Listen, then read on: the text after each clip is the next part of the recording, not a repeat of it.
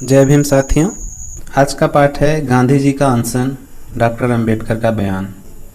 England में गोलमेज सम्मेलन के दौरान गांधी जी ने अछूतों का एकमात्र प्रतिनिधि होने का ढोंग किया। उनके एकमात्र प्रतिनिधि के रूप में गांधी जी ने यह दावा किया कि वे सम्मेलन द्वारा मान्यता दिए जाने के अधिकारी नहीं हैं। गोलमेज सम्मेलन को उनकी उपेक्षा कर देनी चाहिए और उन्हें ऊंची जातियों के हिंदुओं और उनकी कांग्रेस के रहमो करम पर छोड़ देना चाहिए। किंतु बाबा साहेब डॉक्टर अंबेडकर ने गांधी जी के दावे का सफलतापूर्वक विरोध किया और दलित वर्गों के लिए अलग निर्वाचक मंडल प्राप्त कर लिए। गोलमेज सम्मेलन में डॉक्टर अंबेडकर की दलीलों की मजबूती को भांपते हुए गांधी जी हैरान और परेशान हो गए। जब दलीलें नाकाम हो गई तो गांधी जी ने दबाव का सहारा लिया। गोलमेज सम्मेलन के दौरान ही गांधी जी ने यह धमकी दे दी कि यदि दलित वर्गों की मांगें मानी गई तो वह अनशन कर देंगे। जब इंग्लैंड के प्रधानमंत्री ने सांप्रदायिक पंचायत के माध्यम से दलित वर्गों की मांग को मान लिया तो गांधी जी ने प्रधानमंत्री को पत्र लिखा। प्रधानमंत्री ने पत्र का जवाब दे दिया, किंतु प्रधानमंत्री की अत्यंत सुस्पष्ट और उचित जवाब की गांधी जी और उनकी कांग्रेस ने उपेक्षा कर दी। जवाब को खारिज करने के बाद गांधी जी ने अनशन की तारीख घोषित कर दी।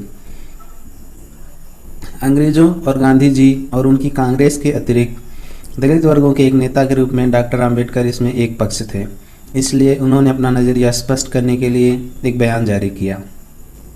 हमारे सामने जो मुद्दा है उसके संदर्भ में यह बयान अत्यंत उद्घाटक और प्रासंगिक है। यह बयान दलित वर्गों के मकसद और नज़रिए को तो स्पष्ट करता ही है, गांधी जी की अधर्म चालों का पर्दाफाश भी करता है। इसलिए यहाँ हम उनका पूरा बयान दे रहे हैं। गांधी जी के अनशन पर डॉक्टर अंबेडकर का बयान। अछूतों और उनकी संवैधानिक संरक्षण की मांग के प्रति गोलमेज सम्मेलन में मिस्टर गांधी के रुख पर बयान 19 सितंबर 1932। मुझे यह कहने की बिल्कुल ज़रूरत नहीं है कि मैं महात्मा गांधी, सर सैमुअल होर और प्रधानमंत्री के बीच उस पत्राचार को पढ़कर स्तब्ध रह गया जिसे हाल ही में अखबारों में प्रकाशित किया गया था और जिसमें उन्होंने यह संकल्प व्यक्त किया है कि जब तक अंग्रेजी हुकूमत अपने आप अथवा जनमत के दबाव में अपनी राय नहीं बदलती और दलित वर्गों के लिए सांप्रदायिक प्रतिनिधित्व की अपनी योजना को वापस नहीं लेती, तब तक वह आमरण अनशन करेंगे। महात्मा की आत्मस्वर की प्रतिज्ञा ने मुझे जिस अवांछनीय स्थिति में डाल दिया है उसकी सहज कल्पना की जा सकती है। यह बात मेरी समझ से परे है कि मिस्टर गांधी उस सांप्रदायिक सवाल से उठने वाले मुद्दे पर अपनी ज़िंदगी क्यों दांव पर लगा रहे हैं जिसे गोलमेज सम्मेलन में उन्होंने अपेक्षाकृत कम महत्वपूर्ण बताया था। वास्तव में मिस्टर गांधी के सोचने के तरीके की भाषा अपनाई जाए तो यह सवाल भारत के संविधान की किताब का एक परिशिष्ट मात्र था, मुख्य अध्याय नहीं। और चित्तपूर्ण तो यह होता अगर मिस्टर गांधी ने उस चरम कदम का सहारा देश को आज़ादी दिलाने के लिए लिया होता जिसका हट वह गोलमेज सम्मेलन की बहसों के पूरे दौर में करते रहे थे। यह भी एक कष्टप्रद आश्चर्य का विषय है कि मिस्टर गांधी ने सांप्रदायिक पंचायत में अपने आत्मस्वर के बहाने के लिए दलित वर्गों के विशेष प्रतिनिधित्व को ही चुना। पृथक निर्वाचक मंडल केवल दलित वर्गों को ही नहीं दिए गए बल्कि भारतीय ईसाइयों, एंग्लो इंडियन, यूरोपीय और मुस्लिम और सिख समुदायों को भी दिए गए हैं। जमींदारों, मजदूरों और व्यापारियों को भी पृथक निर्वाचक मंडल प्राप्त है। मिस्टर गांधी ने मुसलमानों और सिखों के अलावा अन्य सभी वर्गों और पंथों को विशेष प्रतिनिधित्व देने का विरोध किया था। फिर भी मिस्टर गांधी दलित वर्गों के सिवाय हर किसी को यह छूट देने को तैयार हैं कि वे उन्हें मिले विशेष निर्वाचक मंडल को बनाए रखें। दलित वर्गों के प्रतिनिधित्व के लिए व्यवस्था के परिणामों को लेकर मिस्टर गांधी ने जो आशंकाएं व्यक्त की हैं वे मेरी राय में नितांत काल्पनिक हैं। यदि मुसलमानों और सिखों को पृथक निर्वाचक मंडल देने से राष्ट्र का विभाजन नहीं होने वाला तो यह भी नहीं कहा जा सकता कि दलित वर्गों को पृथक निर्वाचक मंडल दे देने से हिंदू समाज विभाजित हो जाएगा।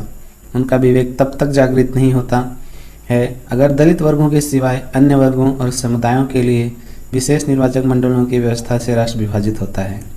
मुझे विश्वास है कि अनेक लोगों ने इस बात को महसूस किया है कि यदि ऐसा कोई वर्ग है जिसे स्वराज के संविधान के अंतर्गत बहुसंख्यकों के अत्याचार से बचाव के लिए विशेष राजनीतिक अधिकार दिए जाने का हक है तो वह दलित वर्ग ही है। यह वह वर्ग है जो निसंदेह अस्तित्व के संघर्ष में अपने आप को जीवित रखने की स्थिति में नहीं है। वे जिस धर्म से बंधे हैं वह उन्हें एक सम्मानजनक स्थान देने के बजाय उन पर साधारण संसर्ग के अयोग्य तथा कोड़ी का ठप्पा लगाता है। आर्थिक स्तर पर यह वर्ग अपना दैनिक भोजन अर्जित करने के लिए पूरे तौर पर उच्च जातियों के हिंदुओं पर आश्रित है, क्योंकि उसे जीवन यापन का कोई स्वाधीन तरीका उपलब्ध नहीं है। ऐसा भी नहीं है कि सभी मार्ग हिंदुओं के सामाजिक पूर्वग्रहों के कारण बंद हैं, किंतु समूचे हिंदू समाज में यह सुनिश्चित कोशिश तो है ही कि प्रत्येक संभावित दरवाजे को बंद कर दिया जाए, जिससे दलित वर्गों को जीवन स्तर में उत्थान का कोई अवसर न मिल पाए। वास्तव में यह कहना अतिशयोक्ति नहीं होगी कि प्रत्येक गांव में सवर्ण हिंदू, चाहे वे भीतर से कितने भी विभाजित क्यों न हो, हमेशा इस साजिश में लिप्त रहते हैं कि एक साधारण भारतीय नागरिक के एक छोटे और बिखरे समूह का निर्माण करने वाले दलित वर्गों के किसी भी प्रयास को निर्मम ढंग से दबा दिया जाए। इन स्थितियों में सभी न्यायप्रिय व्यक्ति यह स्वीकार करेंगे कि संगठित अत्याचार के खिलाफ जीवन के संघर्ष में सफल होने के लिए एक इतने बाधाग्रस्त समुदाय के लिए एकमात्र रास्ते के तौर पर सबसे बड़ी आवश्यकता यह है कि उसे राजनीतिक सत्ता में कुछ हिस्सा दिया जाए, जिससे कि वह स्वयं को बचा सके। मैं तो यह सोचता था कि दलित वर्गों का कोई हितैषी नए संविधान में उन्हें यथासंभव अधिक से अधिक अधिकार दिलाने के लिए जी जान से लड़ेगा, किंतु महात्मा के सोचने के ढंग अजीब हैं और निश्चय ही मेरी समझ से परे हैं।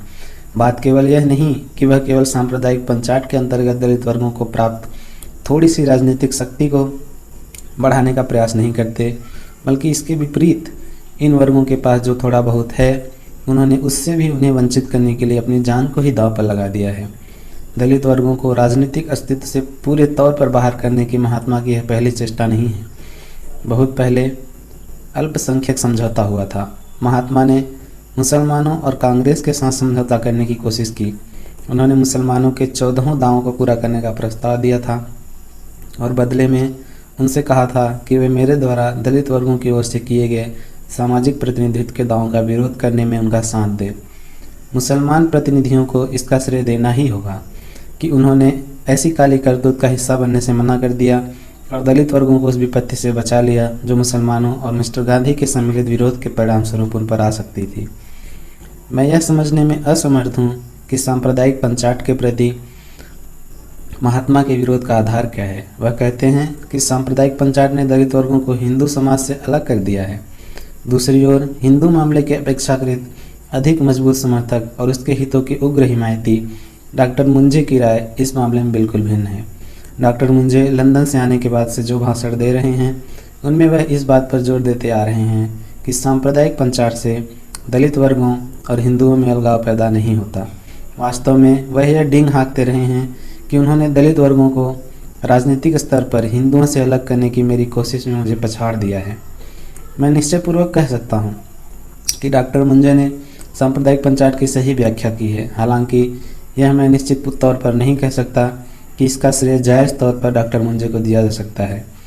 इसलिए यह आश्चर्य का विषय है कि महात्मा गांधी, जो एक राष्ट्रवादी और संप्रदायवादी के रूप में नहीं जाने जाते, वह दलित वर्गों के संदर्भ में सांप्रदायिक पंचायत को इस ढंग से विवेचित करें जो डॉक्टर मुंजे जैसे संप्रदायवादी से सर्वथा विपरीत है। यदि डॉक्टर मुंजे को सांप्रदायिक पंचायत में दलित वर्गों के हिंदुओं से अलग होने का आभास नहीं होता,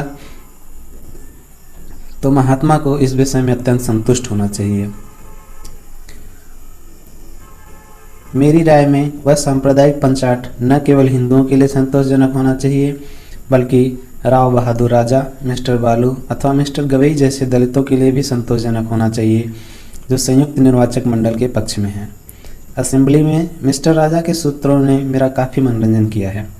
पृथक निर्वाचक मंडलों का एक कट्टर समर्थक और सवर्ण हिंदुओं के अत्याचार का अत्यंत कटु और भीषण आलोचक अब संयुक्त निर्वाचक मंडलों में आस्था और हिंदू के प्रति प्रेम की बात कर रहा है। इसमें से कितना गोलमेज सम्मेलन से उन्हें बाहर रखे जाने के कारण हुई गुमनामी से निकलने की उनकी स्वाभाविक इच्छा के कारण है और कितना उनकी आस्था में ईमानदार बदलाव के कारण, इस पर मैं चर्चा नहीं करना चाहता।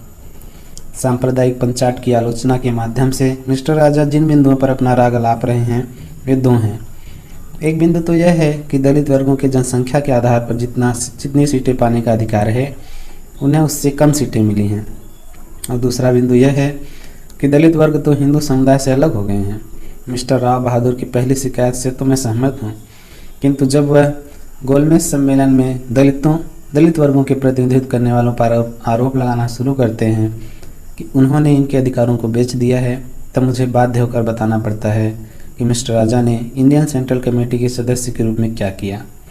उस समिति की रिपोर्ट में दलित वर्गों को मद्रास में से 150 में से 10 सीटें, बम्बई में 14 में से 8 सीटें, यूपी में 182 में से 8 सीटें, बंगाल में 200 में से 8 सीटें, पंजाब में 150 में से 6 सीटें, बिहार और उड़ीसा में 150 में से 6 सीटें, सीपी में 125 में से 8 सीटें और दलित वर्गों को दी गई थी।